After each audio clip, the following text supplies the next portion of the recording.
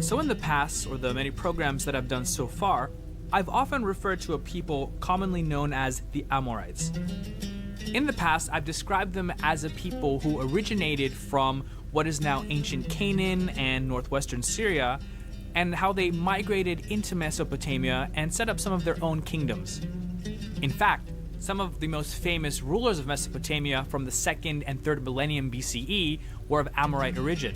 You may have heard of Hammurabi or Shamsi-Adad I. In this short video, I want to go through some more details about the Amorites so that you have some more context for future videos. So who were the Amorites? As I mentioned earlier, they're nomads who originated in the lands of ancient Canaan, Palestine, and what is now northwestern Syria. Over time, they essentially migrated into Mesopotamia between the 2nd and 3rd millenniums BCE. It's believed that they had a pretty sophisticated culture, as well as cities of their own. For example, the cities of Elba, Hamath, and Qatna were believed to have been Amorite cities. However, due to perhaps greener pastures eastward in Mesopotamia, they began to move there in droves by following the Euphrates River towards their new promised land. So you might be asking, what are the sources that we have about these people? How do we know about them? Well, the Amorites themselves left behind no written texts of their own, so we don't know much about them from their own words. After all, they were nomads, and nomadic peoples generally don't have a need for writing things down.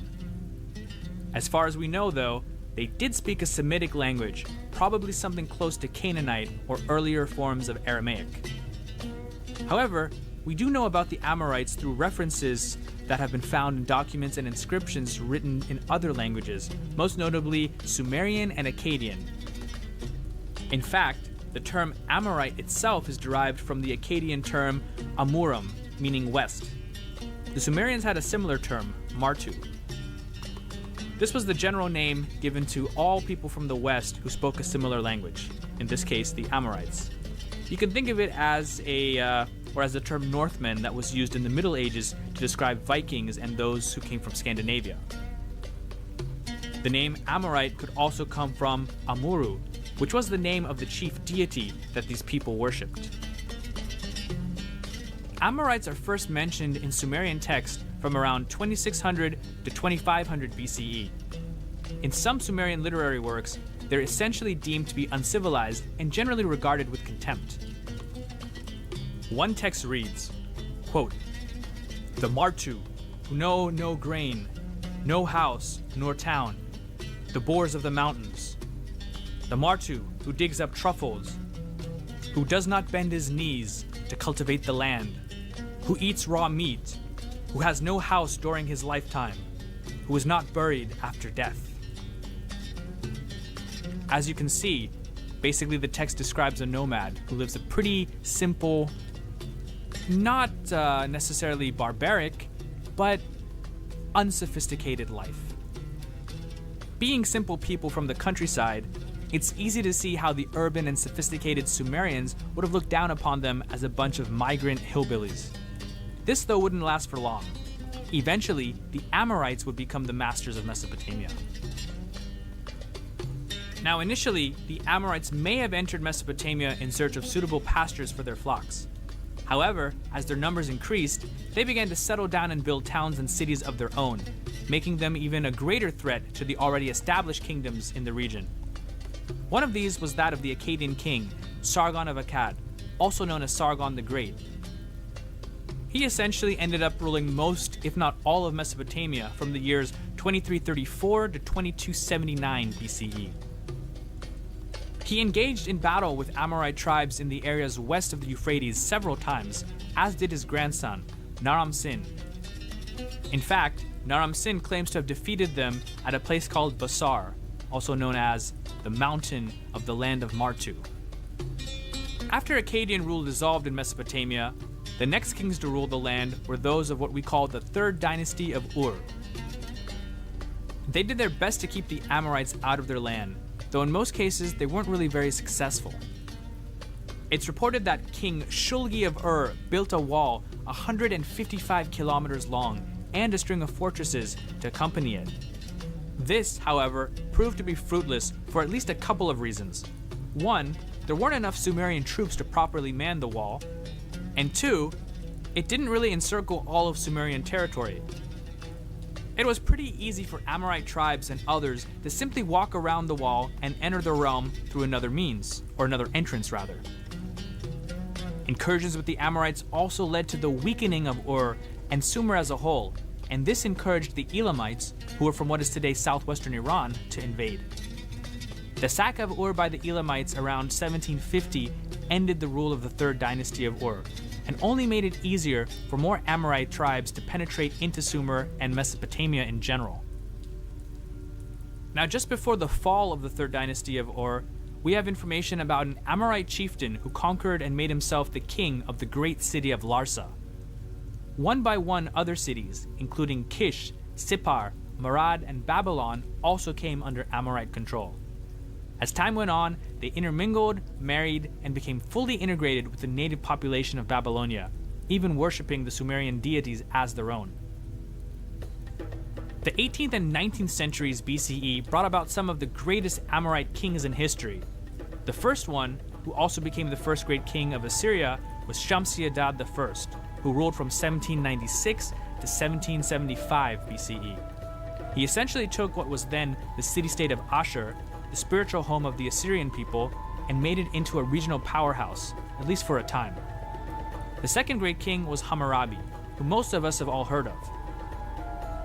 We've all learned about his code of laws in school, but he was so much more than just a lawgiver. He actually built a pretty sizable Mesopotamian empire for himself. During this time, Babylon was possibly the largest and most prosperous city in the world.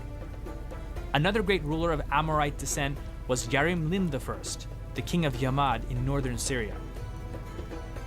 By the mid-second millennium, the Amorites had more or less integrated with the other groups in Mesopotamia to the extent that they were no longer seen as outsiders.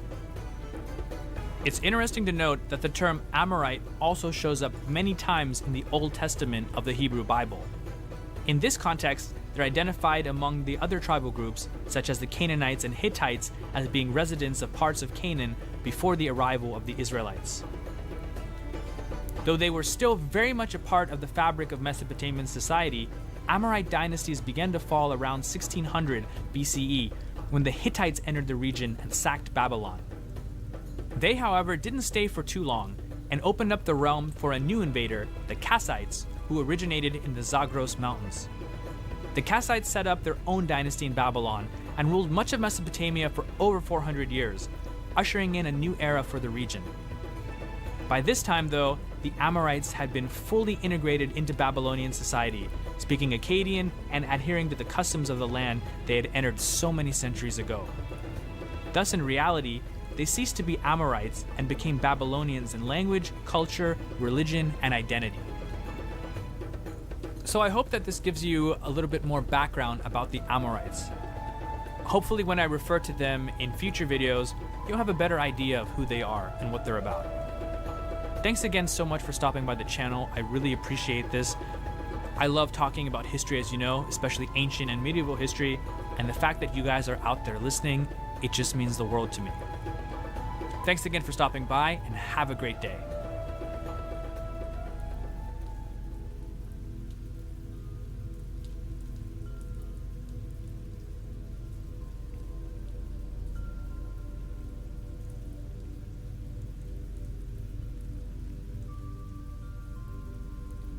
Pope Francis is the first Jesuit to command the Catholic Church's highest office. In a meeting in 2014 with then Israeli Prime Minister Benjamin Netanyahu, an interesting exchange took place regarding which language was allegedly spoken by Jesus Christ.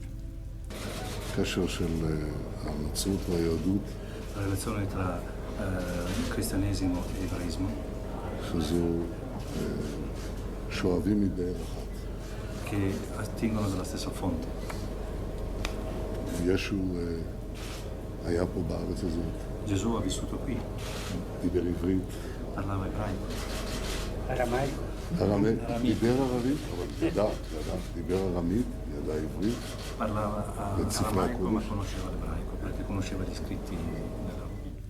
To gain a deeper insight into the linguistic history of the ancient Middle East, one must consider events that took place during the beginning of the Bronze Age, when the Middle East, Levant, and Mediterranean were dominated by the Amorites, who would go on to establish Babylon, which was raised from a small town to an independent and influential city-state.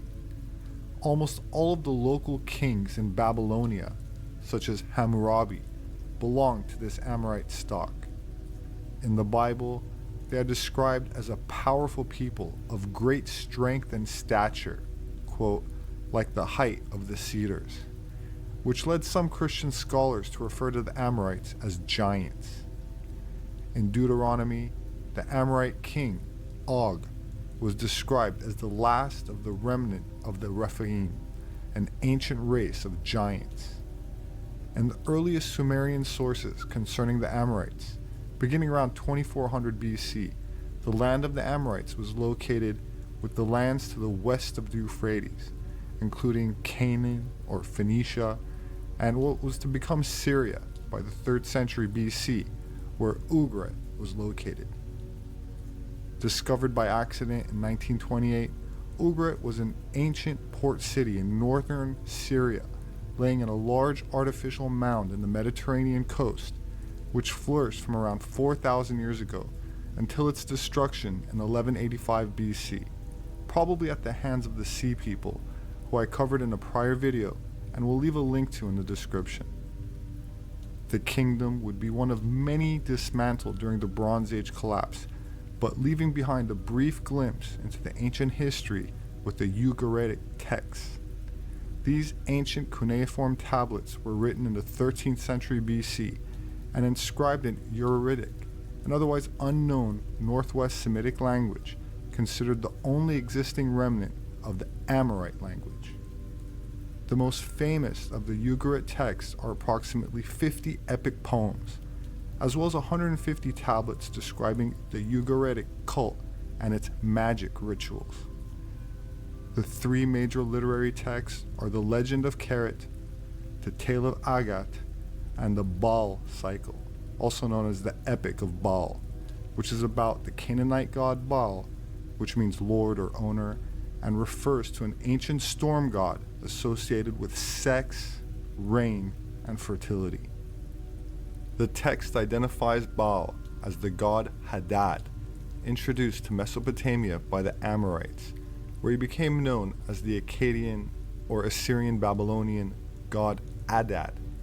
He appeared bearded, often holding a club or thunderbolt, while wearing a bull-horned headdress, as the sun was in Taurus in the Old Babylonian period around the 2nd millennium BC. Hadad was equated with the Hittite storm god Teshub, the Greek god Zeus, and the Roman god Jupiter. In ancient Egypt, he was Amun, which was combined with Ra, the sun, to make Amun-Ra, depicted as a ram during the age of Aries, as any god associated with Jupiter's 12-year orbit along the ecliptic all stemmed from the ancient Atlantean solar religion of the Pleistocene, which kept track of the 25,920-year precession of the equinox. Unique among the Ugarit texts are the earliest known lists of letters in alphabetic cuneiform, the traditional names for the letters of the Phoenician alphabet. Other tablets found in the same location were written in other cuneiform languages, Sumerian, Hurrian, and Akkadian, as well as the Egyptian and Luwian hieroglyphs, and Crypto-Minoan, which is the pre-Greek language of ancient Crete. The Amorites are also mentioned in the Bible as inhabitants of Canaan both before and after the conquest of the land under Joshua, meaning the time of Moses and the Exodus, and the term Amuru in Akkadian and Sumerian texts refer to the Amorites, their principal deity, and the Amorite kingdom, known as the land of Amuru, and later as Aram, which is where we get the name of the Mesopotamian language called Aramaic, which was widely spoken in Mesopotamia and among the earliest languages to be written down. That said, Aramaic would certainly have been known to Jesus, assuming he existed, as it was used in everyday life, so the Pope is correct in a sense. However, Jesus was not only allegedly circumcised on the 8th day after his birth, but was also referred to as Rabbi in the biblical Gospels of Matthew, Mark, and John, so would also surely be familiar with Hebrew. As it was in Luke, Jesus was shown reading Hebrew at a synagogue, so Netanyahu would also be correct in his assertion, as Hebrew was used in a religious and ritualistic context. Aramaic and Hebrew are both Semitic languages, a term that comes from the biblical Sem, the oldest son of Noah, and pertains to a linguistic group, not a race. The term Aryan in modern times is interchangeable with the Indo-European languages, but in antiquity and in mystery school religions describe the ancient nobility of the Holocene, stretching back to before the Bronze Age. The term Aryan was etched in 2,500-year-old cuneiform in Iran by Darius the Great, who claimed that he and his ancestral lineage came from the, quote, Aryan race. Rudolf Steiner also used the term Aryan to describe the Aryans as descendants of the Atlanteans, who went on to establish the early civilizations of the Holocene, which was also mirrored by the American Congressman Ignatius Donnelly, who in 1882 authored the book Atlantis, the Antediluvian World. Madame Blavatsky, the foundress of Theosophy, referred to all people of the Holocene, meaning our current geological age, as being, to various degrees, part of the Aryan root race, or fifth root race, which stems from the prior Atlantean root race, or fourth root race. Which brings us to the academic theories of the Ahnenerbe, the German Ancestral Research Society, which, except for one member, was found not guilty of any war crimes during the Nuremberg trials, with every scientist and archaeologist going on to become esteemed professors at universities around the world following World War II. According to their pre-war findings, Jesus Christ was a descendant of the Aryan Amorites, which was also mirrored by Houston Stewart Chamberlain, a British philosopher who claimed that King David and Jesus were both Aryans of Amorite extraction.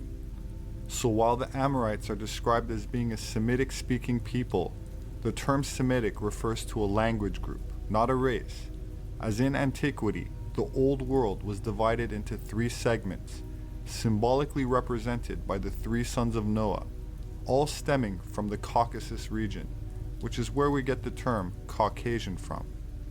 That said, an article published in the peer-reviewed journal Nature Communications claims that blonde-haired, blue-eyed, fair-skinned settlers invaded and inhabited the Levant some 6,500 years ago, according to DNA studies, solving the mystery of how the Chalcolithic culture got to Galilee, which is another way of saying the Copper Age.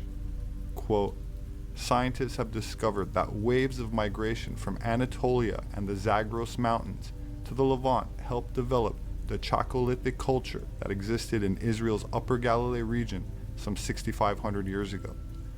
Certain genetic characteristics, such as blue eye color, were not seen in the DNA test results of earlier Levantine human remains.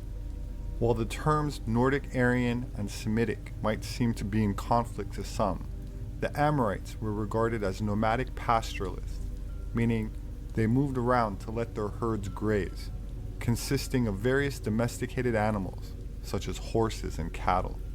After several millennia, this Middle Eastern or Eurasian demographic that domesticated cattle and drank its milk adapted the ability to drink milk as an adult, meaning they became genetically lactose tolerant, and many migrated into Europe.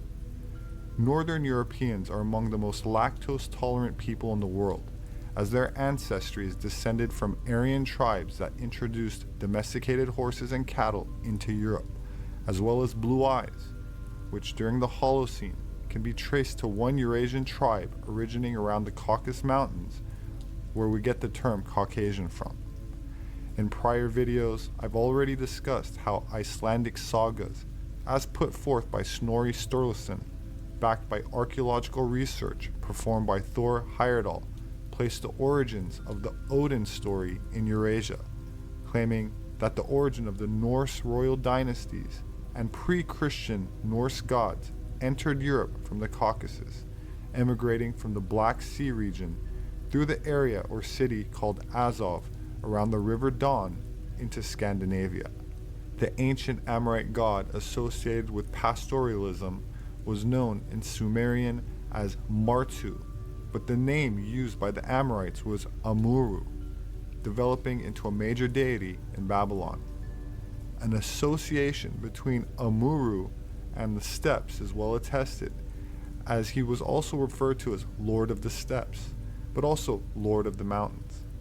Amuru's main attribute was the gamelu, a type of crooked staff used by shepherds, depicted on ancient cylinder seals, as well as depictions of pharaohs and other gods and deities, including Jesus. Amuru's father was the sky god Anu, and the name Amuru could refer to both the god and to the people themselves. In other words, they did not call themselves Canaanites or Phoenicians, they called themselves Amuru, which designated part of Syria and all of Phoenicia and Palestine. Incidentally, similar to the name of the double-headed winged serpent god of Peru called Amaru, and their territory was known as Amaruca. Speaking of America, just how did it get that name anyway? Officially, America is named after the explorer Amerigo Vespucci, but this appears doubtful, like so much of American history, which has transformed a one-time pirate of the family name Griego into an iconic hero named Christopher Columbus. As for America, according to Manly Hall, America is named after the plumed serpent, who is the messenger of the sun. He was the god Quetzalcoatl in Mexico, and in Peru he was called Amaru. From the latter name comes our word America. Amaruca is, literally translated, land of the plumed serpent. As this plumed serpent was a messenger of the sun, he was also a light bearer. Light bearer is the literal translation for the word Lucifer in Latin, the official language of the Roman Empire that decimated the Phoenician civilization during the Punic Wars, and then vilified their gods as devils, before appropriating much of the same solar religion under a layer of Catholic veneer. Of course, after the fall of the Roman Empire, this genocide was continued by the Church's Inquisition, which targeted Gnostics, Templars, and witches. The term Wicca literally means wise ones, as they were in actuality the sages of the old Aryan religion, which not only faced genocide in Europe, but also in the Americas. We are told that the New World symbols have nothing to do with the same symbolism revered in the Old World, and that there was no transatlantic contact before Columbus. But looking at a map of haplogroup X, which stretches back into the Pleistocene, or Ice Age, we could see a strong, direct link between the New World and, in particular, Phoenicia, or Amuru. This genetic link is reinforced when one considers the Mesoamerican legends of giants, bearded Caucasian inhabitants, Solutrean stone tool technology, and parallels in mythology. I've discussed in prior videos that the large ancient mining operations in Michigan produced huge quantities of copper, which could not be accounted for in known Native American artifacts, implying that it was used to fuel the Bronze Age in the Old World by the Phoenician transatlantic merchants. That said, copper was not the only metal brought back to the Levant from the Americas, but also large quantities of gold were also hoarded and buried in Jerusalem, giving rise to the legends of Solomon's gold and part of the treasures that inspired the Templar Crusades into the Holy Land to retrieve the vast treasure. According to the Bible, King Solomon received a cargo every 3 years, which consisted of gold, silver, and other valuables from Ophir, which was famous for its wealth. The theologian Benito Arias Montano in 1571 proposed finding Ophir in the name of Peru, reasoning that the native Peruvians were thus descendants of Ophir and Shem. This is a map of Montano's Sacra Geographia, available in the Department of Rare Books and Special Collections at the Princeton University Library, showing the distribution of the descendants of the 3 sons of Noah, Shem, Ham, and Japheth. In the key at the bottom left, you will notice a red arrow pointing to the word Ophir next to the number 19. There's another red arrow above it pointing at the number 19 in what is modern-day Peru, signifying the location of Ophir. This knowledge was known to the Templars. It is common knowledge in secret society organizations that the Knights Templar were custodians of the ancient secrets of Mesopotamia, as attested to by the archaeologists of the German Ahnenerbe, which pursued the occult legacy of their perceived noble ancestors all over the world, which may have also included some famous American historical figures as well. A surprise discovery. A time capsule found last week buried more than 130 years beneath the statue of Confederate General Robert E. Lee was opened in Richmond, Virginia. It wasn't that it wasn't meant to be found. It wasn't meant to be found easily. Crews uncovered it while working to remove the pedestal where the Lee statue, long seen as a symbol of racial injustice, had stood until its removal in September. It was taken down following protests over racism and police brutality.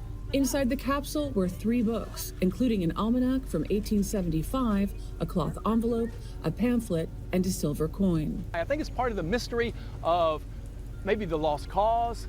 What were they thinking back then? Records from the Library of Virginia indicated around 60 items would be found inside, and a newspaper article from that time period suggested the capsule contained Civil War artifacts and a picture of Lincoln lying in his coffin. Instead, just those 6 items and the 3 books appeared to have suffered severe water damage. There were no open buy dates prior to the 1920s, 1930s. They put these time capsules in with the expectation that they would last in perpetuity. So it's like, well, why would they do that? Virginia Governor Ralph Northam says it's an important day for the history of Richmond and Virginia, and that the books will shed light on what people were thinking in the late 19th century. While the mainstream media made the find seem mundane, I did happen to catch a segment as part of a 2-hour PBS special of the unpacking, and would like to show you some of the buried contents which CBS News failed to mention. I think we're just gonna, I don't know what I'm looking at yet. I'm not sure what we're doing. I think it's board with some kind of metal on it. There's one more shout I didn't give, and I should have, but Cindy Bailey, who's the governor's counsel here, Jessica Colleen, who is here. If you all remember, taking down this monument was not without its legal challenges, and Rita Davis, who is Cindy's predecessor, kind of led the way to It's make a sure piece this of was card, done. I think. Yeah. It's too.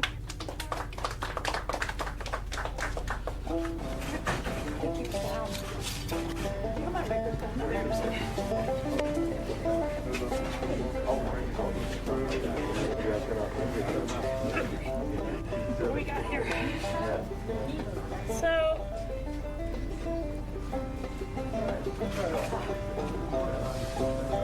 Oh, there's the thing.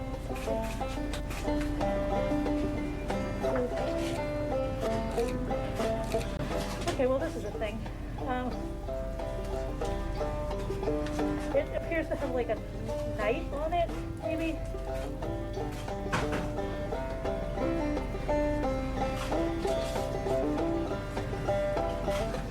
Okay.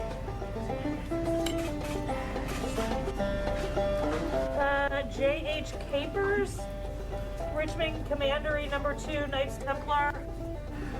Oh, God, let's go see her again.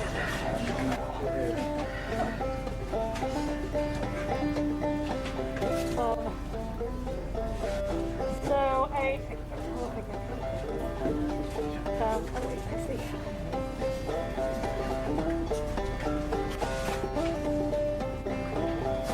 There we go. So you want to look at this now? It appears to be a list of officers, knights, past commanders, honorary members.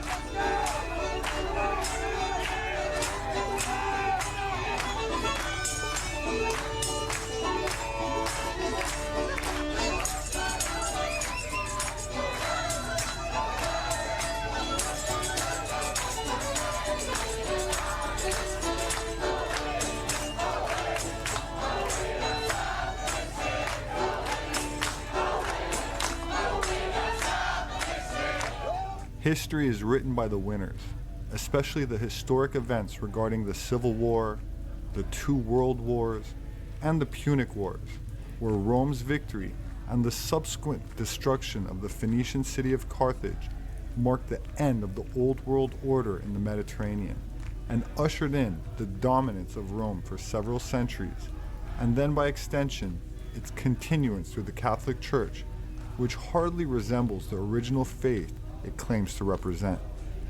The majority of the secret societies throughout history that were set up to uphold the true esoteric doctrines have long since been dismantled or have been infiltrated and covertly become instruments of the very menace they were set up to combat. That said, not all organizations have fallen, and infiltration can go both ways. It does not just happen by one side. And with that, I will leave off with something by Rumi. Quote, "If everything around seems dark, look again. You may be the light." My name is Robert SEPEHR. I'm an anthropologist. My published work is available on Amazon and through all other major book outlets. If you'd like to support my work, you can do that through patreon.com. There should be a link in the description. Please subscribe for future updates. Leave your thoughts below. Have a wonderful weekend, and I hope to see you again soon.